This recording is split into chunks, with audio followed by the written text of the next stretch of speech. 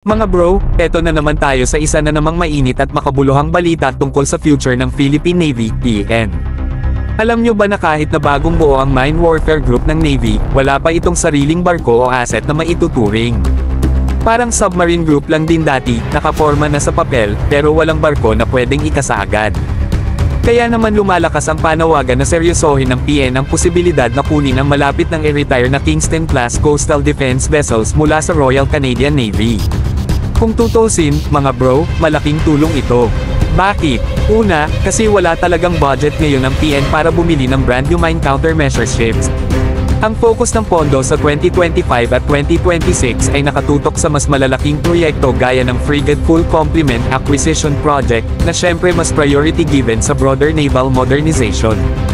Pero hindi ibig sabihin nito ay dapat baliwalain ang mine warfare capability. Tandaan, ang minahan sa dagat ay isa sa pinakamurang paraan para hadlangan ang galaw ng mga barko, pero sobrang mahal at delikado kung paano sila tatanggalin. Kaya dapat may kakayahan tayo dito. Pangalawa, mabilis, mura, at praktikal ang transfer ng Kingston-class vessels kung papayag ang Canada. Sa madaling salita, instant starter pack para sa mine warfare group ng PN. Ang mga barkong ito ay built with mine hunting roles in mind, bukod pa sa coastal defense functions. Oo, baka alisin ng Canada ang kanilang Remote Mine Hunting and Disposal System, RMDS, bago ito ibigay, pero huwag tayong mawala ng pag-asa. Ang kagandahan dito ay modular ang mga sistema, ibig sabihin, pwedeng bumili at magdagdag ng sarili nating containerized systems, tulad ng diving support at towed array sonar. Walang nakapirming limitasyon.